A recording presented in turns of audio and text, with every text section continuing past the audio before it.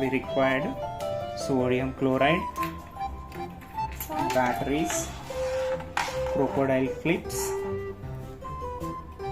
glasses, 2 watch glasses,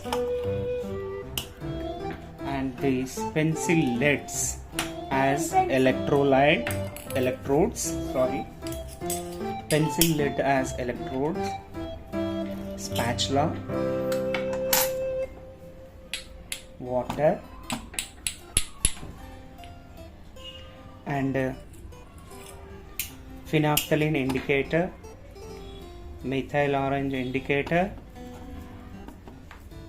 and we are using natural indicator tamarind. With this we are going to see the electrolysis of sodium chloride. First I am going to test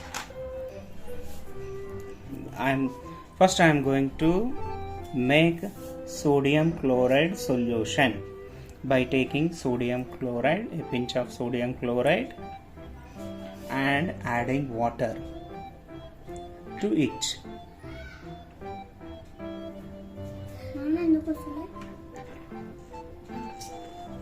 And this solution is called as brine solution. Mix here. Now I am adding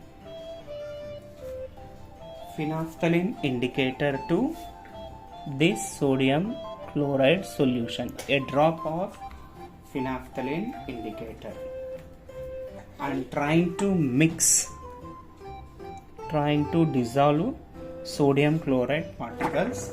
If necessary, add a little bit of water to it.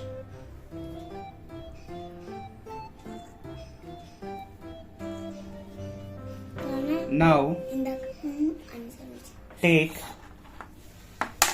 dry cell. Now I am using this 9-volt battery, and here 2 crocodile clips. This is negative. I am fixing this graphite as electrodes.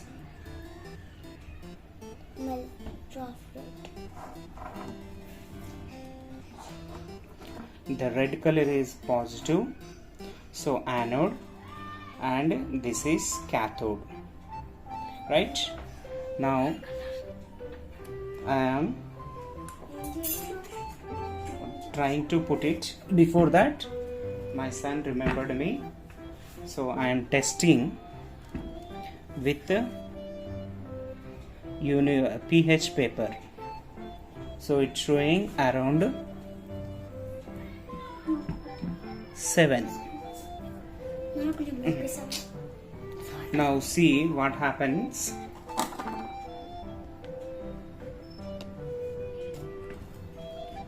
See here, children.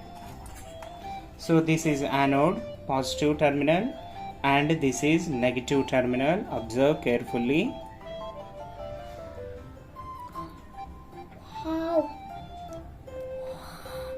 Yeah, this is really beautiful. What is there? Colors. White color, pink color.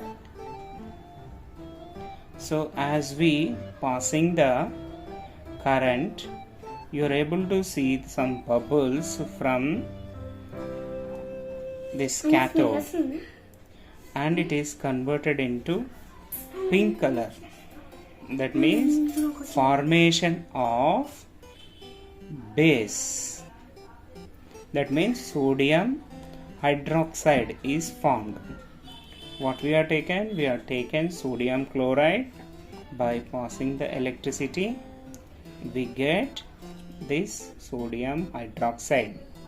And my children saying that some smell, that is chlorine gas.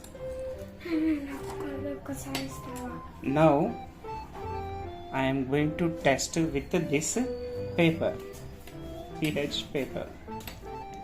See, before the electrolysis it is green color, now it is turned to blue color.